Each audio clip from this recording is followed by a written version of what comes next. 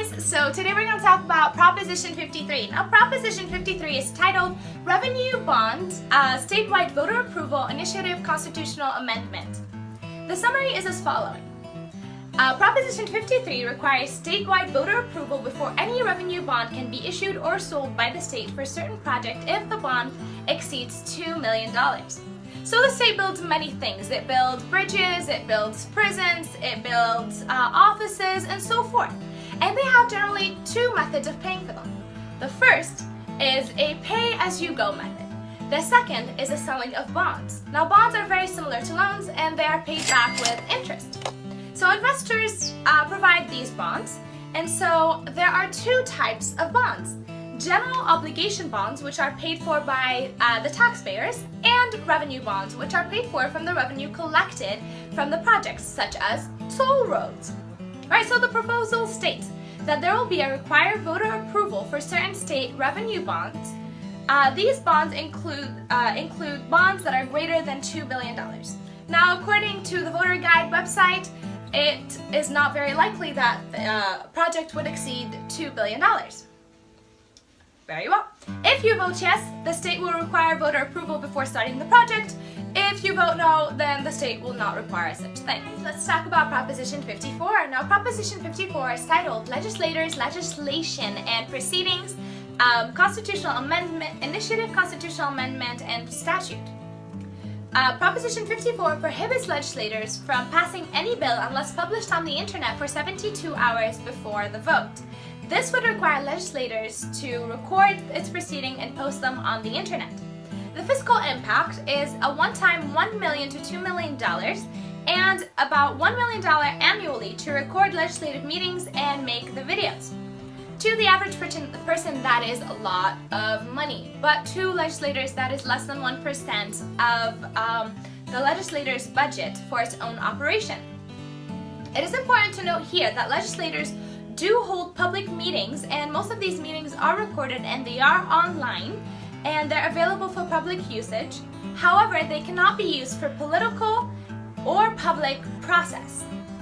Proposition 54 will make them public for any use within the 24 hours of the meeting and downloadable for 20 years. Yes would make that happen, no would keep the current rules without changing it. The pro arguments are as follows. Proposition 54 stops any surprise legislation from passing, posts all meeting online so voters can review legislators' public actions. Con argument is that the videos would continue to be free on the internet and TV access and prevent special interests like tobacco, oil, and drug companies from delaying passages of the law, and a no vote also limits attack ads. Proposition 56 is titled Cigarette Tax to Fund Healthcare, Tobacco Use Prevention, Research and Law Enforcement, Initiative, Constitutional Amendment, and Statute.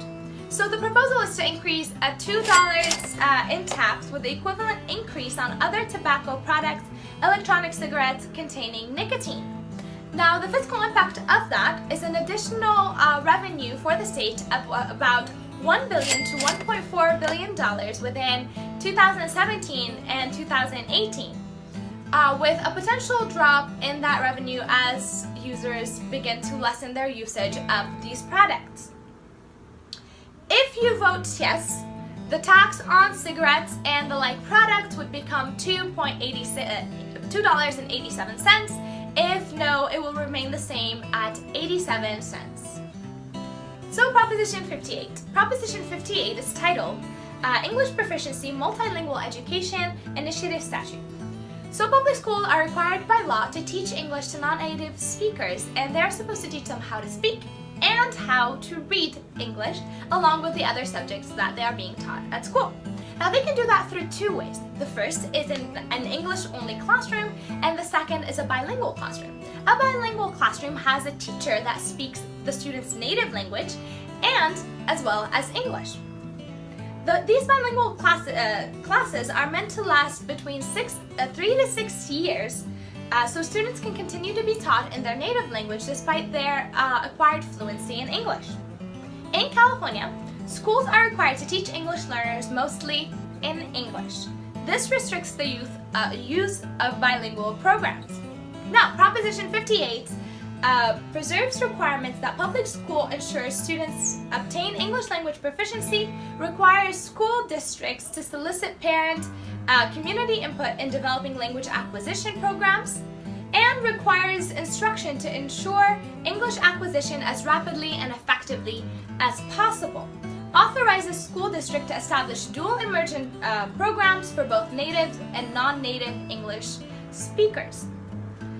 And so, if you vote yes, that would mean schools could more easily choose how to teach their English learners. So if they find it more effective to teach in English-only classroom, they will do that. If they find it less effective and more effective in a bilingual setting, then they can do the bilingual setting.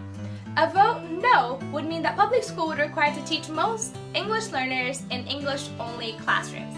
Thank you for watching, and if you like the video, please click like, click share, and go ahead and like us on the pages. I will see you next time.